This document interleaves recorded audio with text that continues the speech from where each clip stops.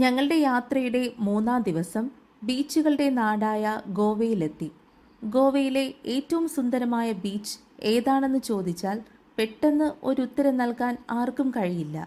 എന്നാൽ സൗത്ത് ഗോവയിലെ പലോലിം ബീച്ച് സന്ദർശിച്ചിട്ടുള്ളവർ തീർച്ചയായും പറയും പലോലിം ബീച്ച് ഗോവയിലെ ഏറ്റവും സുന്ദരമായ ബീച്ചാണെന്ന്.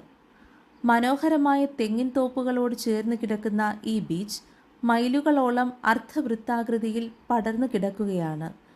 ഈ ബീച്ചിൻ്റെ മനോഹാരിതയാണ് വർഷാവർഷം ഇവിടെ എത്തുന്ന ആളുകളുടെ എണ്ണത്തിൽ വലിയ വർധനവുണ്ടാക്കുന്നത്.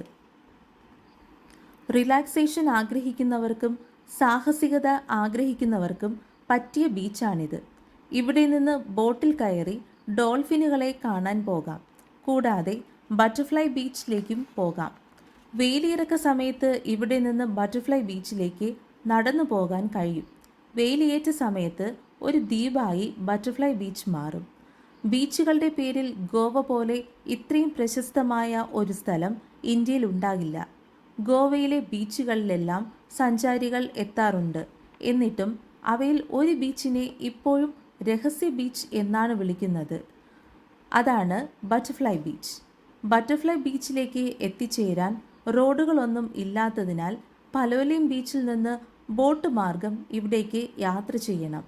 ബോട്ട് യാത്രയ്ക്ക് ഏകദേശം 1300 മുതൽ 1800 രൂപയാകും. 1 മണിക്കൂർ സമയമുള്ള ബോട്ട് യാത്രയിൽ ബട്ടർഫ്ലൈ ബീച്ച്, ഹണിമൂൺ ദ്വീപ്, ടോർട്ടോയ്സ് റോക്ക് എന്നീ സ്ഥലങ്ങൾ സന്ദർശിക്കാം. ബീച്ചിന് പിന്നിലായി ജൈവ വൈവിധ്യങ്ങൾ നിറഞ്ഞ 2 കുന്നുകളുണ്ട്. അത് ബട്ടർഫ്ലൈ ഷേപ്പിൽ ആണ്. അതുകൊണ്ടാണിവിടം ബട്ടർഫ്ലൈ ബീച്ച് എന്ന് വിളിക്കുന്നത്. ഗോവ ടൂറിസത്തിൽ പ്രധാനികളായ പലോലിം ബീച്ചും ബട്ടർഫ്ലൈ ബീച്ചും നാം കണ്ടിരിക്കേണ്ട ഒന്നു തന്നെയാണ്.